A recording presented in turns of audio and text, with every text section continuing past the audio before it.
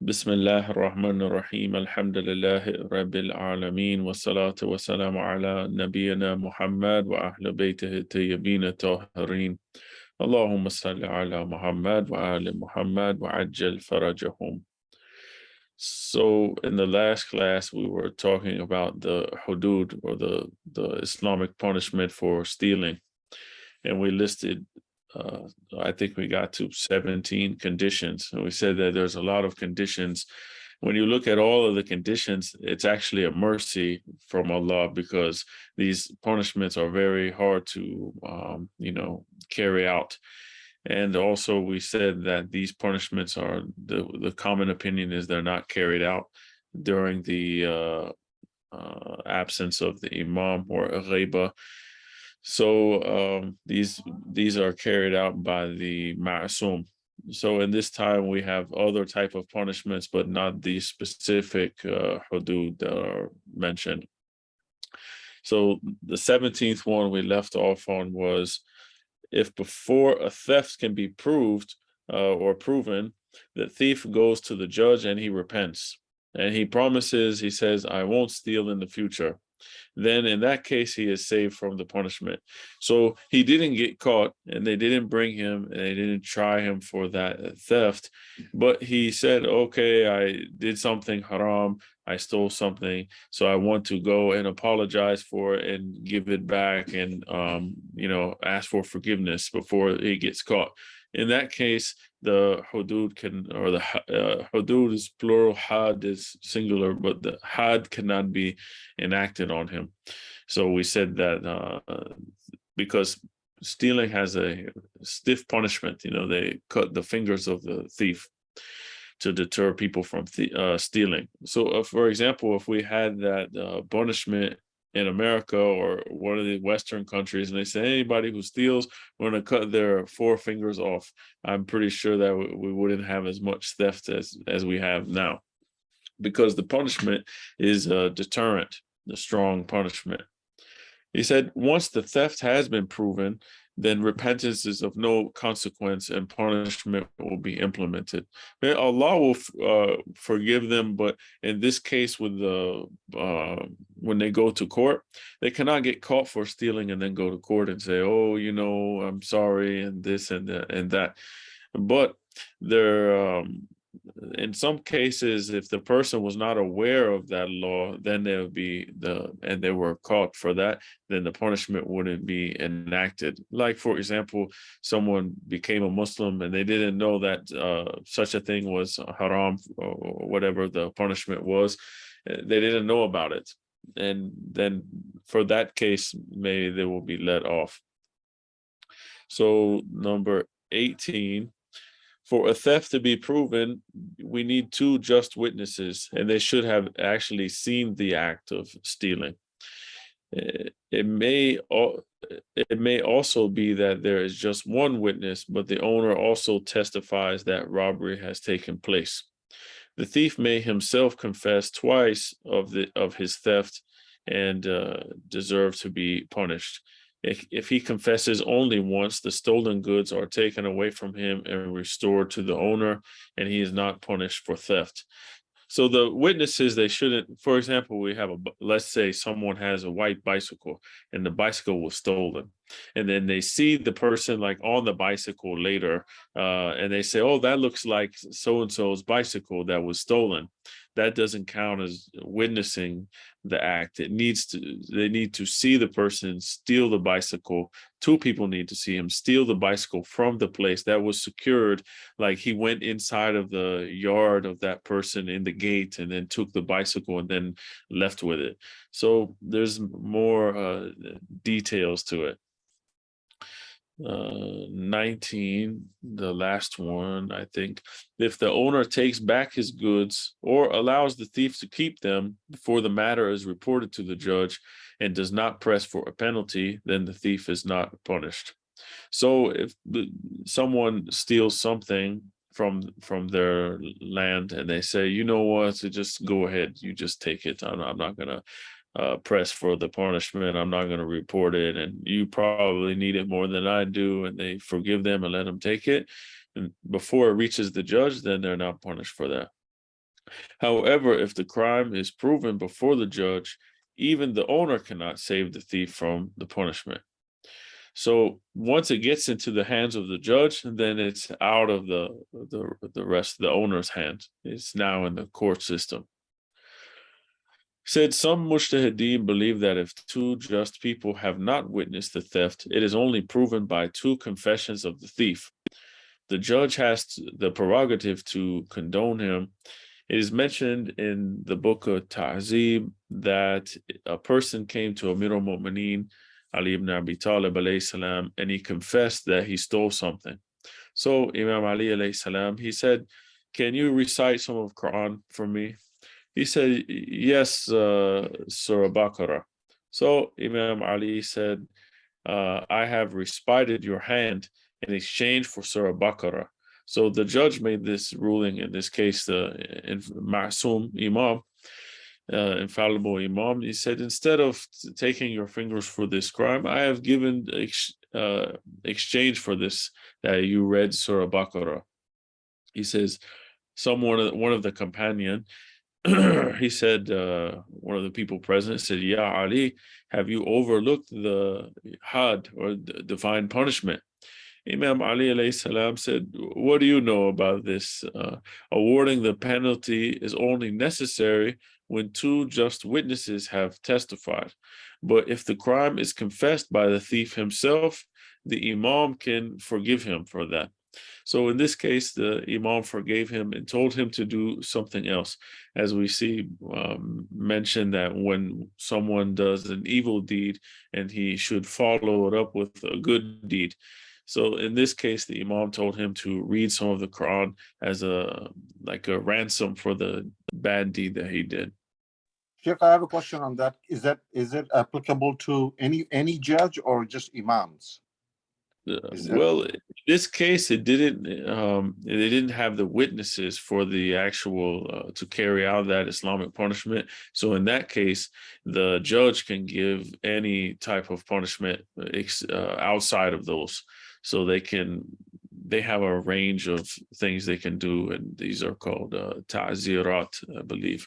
They're punishments, but they're, for example, someone says, "I send you to jail for 90 days," or "I sentence you to some community service," or some other sort of penalty that they give. Maybe they hit them 10 times or something like that. It's something lesser than divine punishment, because these are specific regulated punishments.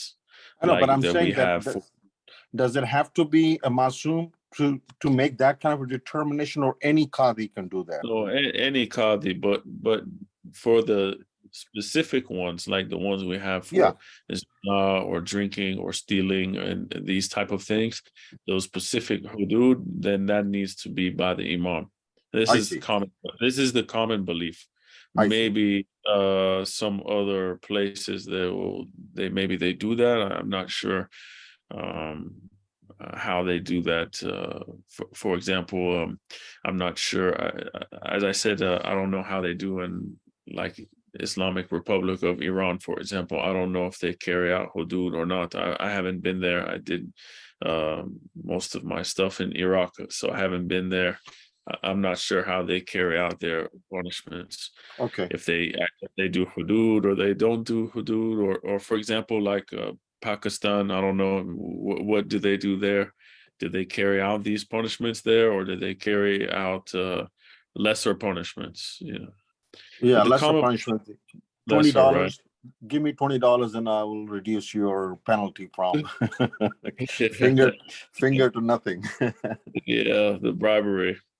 Yeah, so I don't know, like the common belief when I studied hudud, because I was a long time ago, I was interested in these subjects because a lot of times the West criticizes Islam on the news outlets, jihad and hudud. So I said, my teacher, I was talking with him about it. He said, let's take Encyclopedia of Fiqh I have from Sayyid Muhammad Shirazi. It's 111 volume of fiqh. It's so massive and detailed there's 17 volumes on wudu and tahara, for example. So there's a book on hudud and there's a book on jihad. I studied those two books from the Sayyid to get a better idea on how to refute the things, because the West makes it look like, okay, someone steals something, you chop off their hand. They're hungry, they steal a banana from the supermarket, off with their hand. But it's not that simple, like we see here so many criterion you have to meet to actually implement that. And my teacher was saying, when we were talking about the hudud for like zina, it's almost impossible to meet all of those conditions. And he was saying basically it's a rahma for the people. It's at the same time it's scary for them if they do get caught, but at the other time it's very hard to implement those things.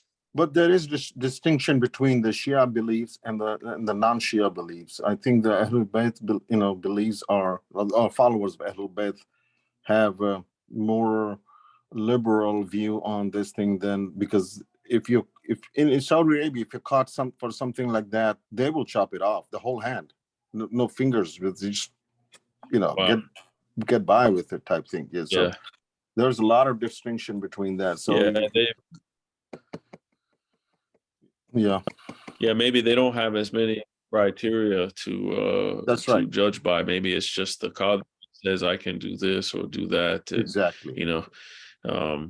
Yeah, I remember in the prison systems they would do these hudud to, not the chopping of the hand, but they would lash people and things like this. So we were telling them, by writing them, that you cannot carry out these things. You're not in the position to do that. And I remember now that I'm thinking about it, in the news, it was a long time ago, but in Philadelphia, they caught, like, the Salafi community, they caught some guy stealing or something, took his hand with a machete and they cut it, but it didn't cut all the way, and it was like really messed up. And the guy went to jail for that, and he was saying, oh, I was practicing my religion, and he stole from community or something, so we cut his hand. And it was pretty wild. I don't know what happened to the guy, but yeah. So it's not up to us to do these. It needs to be in the case with the imam. The imam knows, the hidden dimensions of some things too. So in this time, we just do lesser punishments.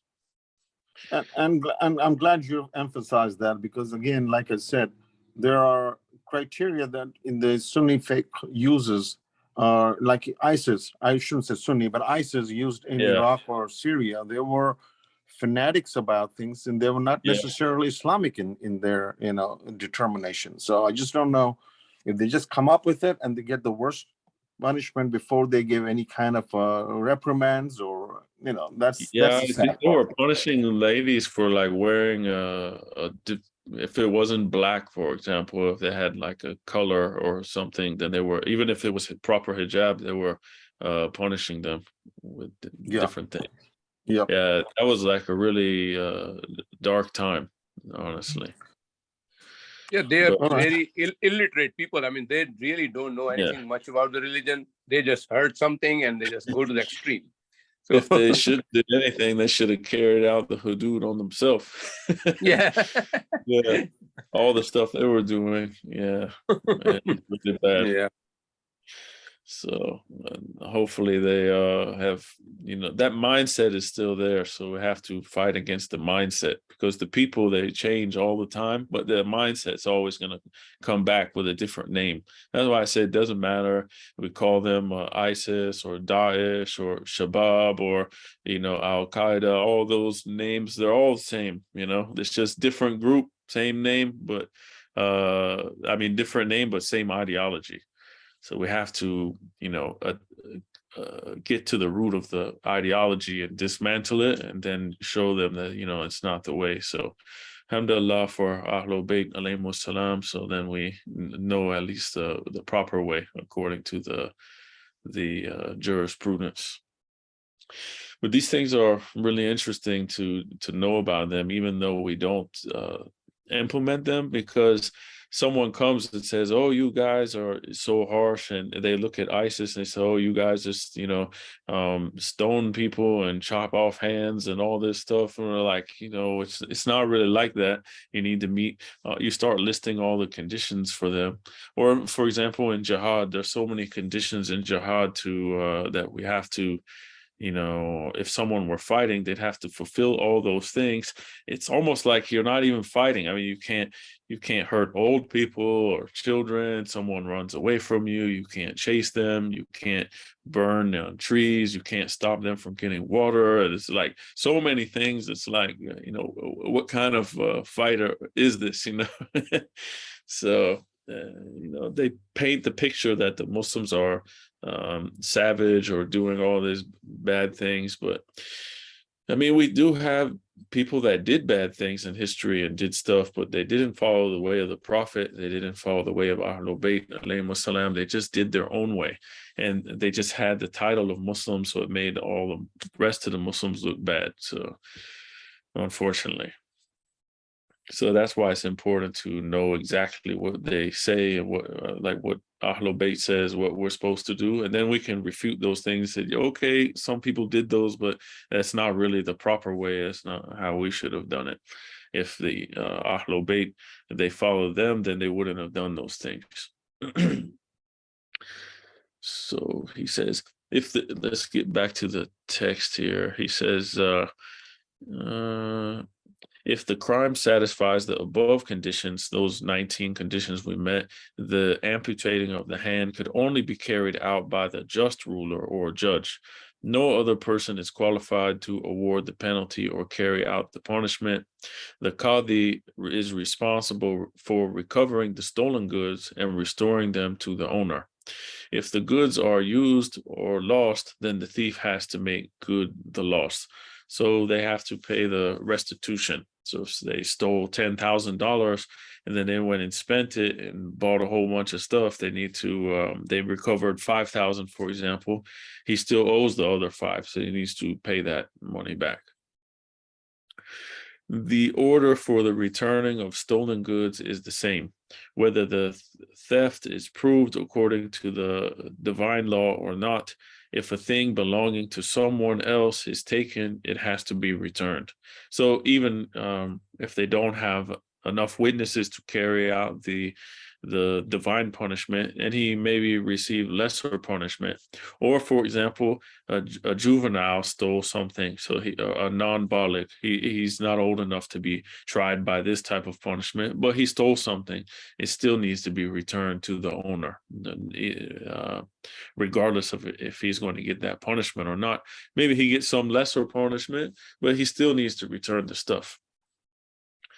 It says in some cases the theft is not proven, but the judge issues a warning for taking the property belonging to someone else.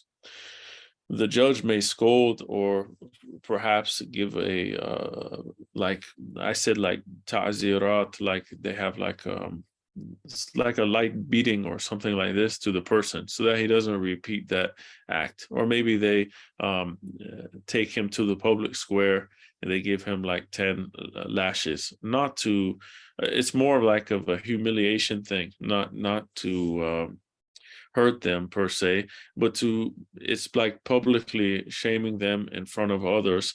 And I think this is one of the things that keeps people in check, because in society, let's look at the Middle Eastern society, because I think American society, they don't really care about what their family thinks or the other thing. But in Middle Eastern society, that's very big, to bring shame to your family name, to bring dishonor to the family. It would be something really bad. So if they got caught stealing, the thought of them getting caught stealing something and they brought to the public square in front of everyone and they were hit 10 times, even if it wasn't something hard, but just tapping them in front of everybody for the punishment of theft and announcing to everyone that they have stolen, that would be so humiliating to them that I think this would be like a deterrent for crime. Just this thing. So this is part of it, and also the other part is that they're thinking of Allah subhanahu wa ta'ala would punish them, in the next life. So these two things keep society in check. He said the extent of scolding and beating is also left to the discretion of the judge. In cases where the goods are stolen from an unsafe place or like an open place, or a bandit has looted the goods, or a forger has forged a signature and wrongly acquired someone's money, the property is restored to the owner and the accused is scolded and beaten. In the same way, if someone digs up the grave containing a corpse, but doesn't steal the shroud or the coffin, he is also scolded and beaten up. This is something like really reprehensible, but it happens a lot. I know my wife was telling me that it happens in Panama too. People would bury people with jewelry on and things like this, and people would come in the night and they would dig the grave and they would take the jewelry and desecrate the grave. This is like something really bad. It used to happen. Maybe it still happens now, but we have famous story from one of the authors of Tafsir al-Quran. I think it's Tabrasi, if I'm not mistaken, but the author of Majma al-Bayan. It's a famous tafsir of Quran, usually in about 10 volumes. So he died. They thought he was dead, and I don't know what happened, but they thought he was dead. So they washed him, ghusl mayit, they put kafan on him, they prayed for him, they buried him, they put him in the vault, like under the ground. In Najaf, like Wadi Salam, for example, you go down these steps and they're not like buried like in the States where you dig the dirt and put them under and cover them with dirt. They slide them into like a place in the wall and then they cover it. So the thief, the guy woke up, the Sheikh, he woke up in the middle of the, night or something, and he found himself in a coffin and in a wall, so he prayed to Allah and made another that if Allah saved him from this, that he would write tafsir of Quran. And this grave digger, thief, he broke into there, broke in there, pulled him out. When he went to reach in there, the Sheikh grabbed his hand, like this, and said, "Don't be scared." And the guy wanted to just steal his coffin and sell it. But I can imagine like how terrifying that must be, be in a graveyard at night and you go and you think you're taking a coffin off of dead body, and then the body reaches and grabs your hand. He probably never stole anything after that. So he told him, "Don't be scared, just take me home. You can have my coffin or whatever you want." And the guy took him home and he recovered. And now we have this tafsir that he vowed to write was Majma al-Bayan. So I have this tafsir, it's a famous one, but that's the story behind how he wrote it. So if someone digs in the grave and tries to steal the coffin, or even they just desecrate the grave and they don't steal the coffin, there's still punishment for this thing, because it's something I believe like all societies look at this as graveyards as something sacred, and they should honor them and take care of them. So if someone desecrates a grave, it's very reprehensible. He said, even if he steals the shroud, but its value is less than 1/4 mithqal of gold, the threshold that we mentioned to receive the divine punishment, in this life, the hudud. He said, if it steals the coffin, and it's less than that. Coffin is less than this. We mentioned is closer to 300, like the upper $200 range now. He is given a lesser punishment than the divine prescribed punishment. He said, if the thief is seen stealing, he becomes a bandit or a thief, we can call him. The owner can, with the intention of protecting his property, fight with him. So we have the same thing. If someone comes on your property, tries to steal something, you're entitled to, defend your property. and protected, by fighting with them and this. And if the thief dies in this, then his killing is justifiable and there's no blood money to be paid or anything. Same as someone tries to break in your house, they kick the door in and you have a gun and you shoot them. The same, the killing is justifiable because they're trying to come in your house, steal your things, cause you harm. So Islam has this rule as well. Similarly, the attacker can be killed in defense of one's life and honor, but the real aim has to be for defense. And if defense is possible without killing, then killing is haram. So it's not the first line of defense.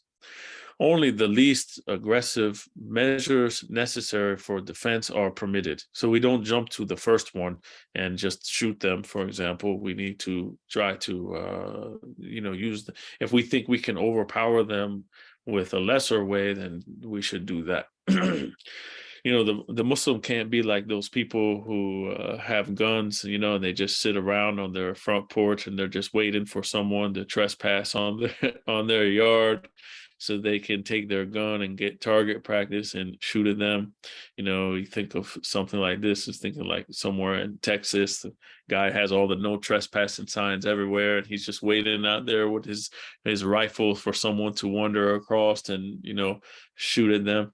So we can't do that. So it's only the less amount of aggression. And it just shows that Muslims are not the aggressors. We don't even when I studied and I was telling you about jihad, we have like the defensive jihad, dafa'i. It's like a defensive jihad to protect ourselves and our things, but we don't have offensive. We don't start the jihad. The only one that could do that would be prophet or imams, and we don't have this example. But they would be the only one to be able to do something like that. For us, we can only defend ourselves, and it needs to be only defense, not taking it to the extremes. Like someone walks on our property, so we throw a grenade at them, for example. We can't do that. It says the Islamic laws with regard to theft are numerous, and there is a difference of opinion among the mujtahideen on different points.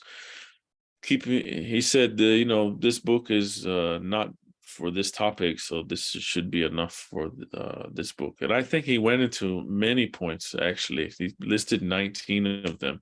I mean, this subject is very extensive. Books have been written just on this subject, but this is enough, as the author said. Said after the crime is proven, the judge, if he meets all these criteria, these 19 conditions, and he's convicted of stealing, has the witnesses, all the things, then the judge would cut, we said not the hand from the wrist, but the forefingers on the right hand. And he leaves the thumb and the palm untouched, because the thumb is instrumental for working, doing other things. And we use the palm also for wudu, for sajda, other things. The penalty is the same if the thief is convicted of multiple thefts and had not been punished before. So let's say he went on like a burglary spree. So he robbed and stole from 10 houses, and he went to court for those 10 thefts. It's the same punishment. It's not multiple things, because this is his first time getting caught. So after that, they would implement the punishment. He would lose his 4 fingers. If a thief has already had his 4 fingers cut and he steals again and the theft is proven, then they cut the left foot from the front. So they would cut the front part off, and the heel is left so that he can continue to walk. If you would think you learned the lesson from the first time, but in fiqh we do like the scenario, like what if this happened, what if that happened, what if this, it always like keeps going until the last possible thing. So he says, if he steals for a third time, and again the theft is proven, then the robber is imprisoned for life. If he steals in the prison also, then he receives the capital punishment after this. Because in this case, it's the fourth time, and he doesn't wish to reform himself. He wants to continue in that path. I mean, if you've already had your fingers cut and your foot cut and life in prison and still stealing, then they say the fourth one is the final punishment for that, the fourth chance. The hand which is supposed to be lifted up for prayers, the hand which expresses the submission to Allah, the hand which must be used to solve the difficulties of people, to help the oppressed and the orphans, to attack the enemies. If the same hand is used to steal the property of the Muslim brothers and is proved with all the necessary conditions, then there is no way except to dismember it. Society is rendered safe due to this measure. We see that, everything is a bounty of Allah subhanahu wa ta'ala. Allah has given us hands. So in order to help other people and to help ourselves, not to commit haram with our hands, not to hit people, kill people, steal from people. The same, Allah has given us a tongue to say good words, to recite Quran, to do amr bil ma'ruf wa nahi anil munkar, enjoin good, forbid evil, and not to backbite against other people. Allah has given us eyes so that we can look at good things, not to look at haram things, or feet to walk, that we walk towards good things, not towards haram things. And this is why when we look at wudu, they have some dua that we say that when we wash our face, for Allah to forgive us of those things that we looked at that were forbidden, or we wash our arms to forgive us of those sins, or we wipe our head to forgive us of those things that we thought about that were haram, or when we wipe our feet for those things that were haram that we walk towards. And we have to look at all of these things that Allah has given us as bounties, and we will be questioned about these things. How did we use the bounties that Allah gave us? How did we use our hands, for example? Did we use them to hurt other people, or did we use them to help other people? And Allah gives us the choice what we want to do with it. Like I said before, Allah gave us grapes. We can use them to eat grapes, or we can use them to make wine out of them. We have a knife, we can use it to cut vegetables, we can cut potatoes, or we can, we can use that same knife to stab someone and kill them. So it's up to us what the decision we want to use the thing for. And we'll be held accountable for the decision that we make. Imam Sajjad alayhi salam, he said in Rasalatul Hukuk, the right of your hand is that you stretch it not toward that which is unlawful for you. So the right that our hand has over us is that we don't use it to commit haram, and we don't hit other people, hurt other people, or use it to consume haram or anything haram. He says if someone's hand is amputated without any fault of his, the one who cuts the hand is made to pay 500 mithqal of gold to the victim. So, for example, he got in an accident and the person cut his hand. Then he is liable to pay the blood money to the other person. Whereas if someone robs 1/4 of a mithqal of gold, his hand is amputated. If it appears that one who steals 1/4 of a mithqal of gold is worse than the one who cuts off the hand of an innocent person, it said such is the value of trust in Islam. So it's very unlucky if the person is working, in construction or something, and he loses the fingers. Imagine a person at that point, they're going to think that, this person is a thief, for example.